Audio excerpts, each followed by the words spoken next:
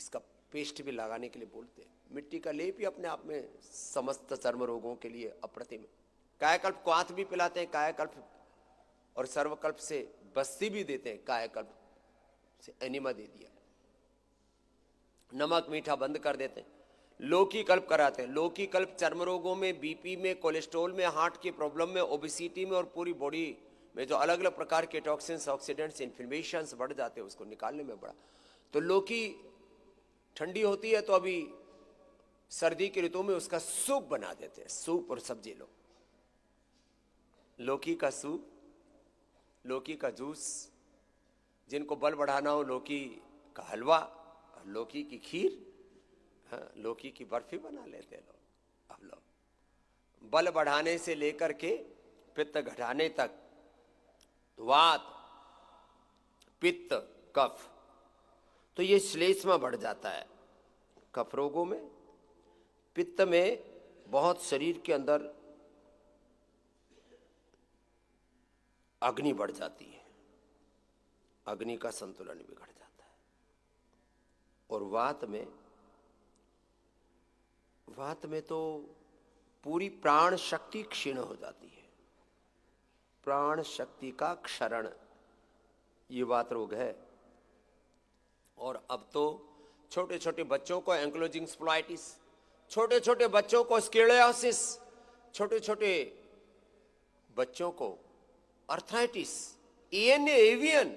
Corona के बाद तो ये वात रोग बहुत ज्यादा बढ़ गया। कोरोना में वात, कफ और पित्त, ये तीनों दोष बहुत बिगड़े हैं। तो मैं कह रहा था पित्त दोष से ही चर्म रोग होते हैं, पित्त दोष से ही फिर बीपी बढ़ता है, उसके लिए हम मुक्तावटी देते हैं, मुक्तावटी, बीपी ग्रीड, अनुलोम विलोम, भ्रामरी उद्गीत, शीतली शीतकारी, ये प्रयोग करवाते हैं। छोटी छोटी बातों का ध्यान रखते हैं। ये जो शुगर है ये वात, पित्त, कफ, त्रिदोष की गड़बड़ी से होता है। इसके लिए इसमें जो औषधीय प्रबंधन है उसमें खीरा, करेला, टमाटर के जूस से लेकर के थोड़ा लौकी भी मिला देते हैं। लौकी कड़वी नहीं होनी चाहिए, कुछ चीजें बड़ी घातक होती है। लौकी बहुत अच्छी है लेकिन लौकी कभी भी कड़वी नहीं होनी चाहिए। मूली बहुत अच्छी है, रात्रि को नहीं खानी चाहिए। हनी बहुत अच्छा है, ये रात्रि को नहीं खाना चाहिए।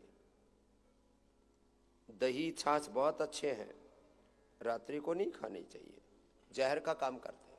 रात्रि को हनी नींद उड़ा देगा, रात्रि को मूली वात बढ़ा देगा और प्राण घातक हो जाएगा। वात से तो फिर प्राण निकल जाएंगे तुम्हारे, इतना खतरनाक होता है, इसका ध्यान रखना। रात को दही, छाछ आदि खाने से त्रिदोष गड़बड़ हो जाते हैं। रात्रि को चाय कॉफी नहीं पीना। अब लोग जब देखो तभी चाय कॉफी, क्यों भाई? जब देखो चाय के पीछे पड़े हुए, पहले चाय चाय, फिर हाय हाय, हाय मर गया, पी ले चाय, करेगा हाय हाय, बहुत गड़बड़ है। तो हमने लोग बोले खाने के बाद खाना डाइजेस्ट हो जाए उसके लिए क्या करें? अरे खाना डाइजेस्ट हो जाए उसके लिए जिनको शुगर है, अब सुनो ये बड़ी काम की बात है,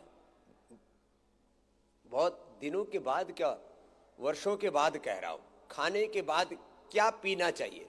छाछ तो हम बताते रहते स्वस्थ व्यक्ति के लिए, लवण भास्कर हिंगवष्टक के साथ। आजकल लोग नींबू और ग्रीन टी पीते हैं, वैसे ग्रीन टी 99% लोग पीना पसंद नहीं करते, उसमें कोई स्वाद तो आता नहीं।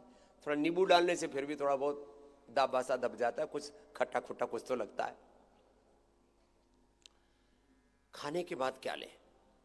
तो देखो, खाने के बाद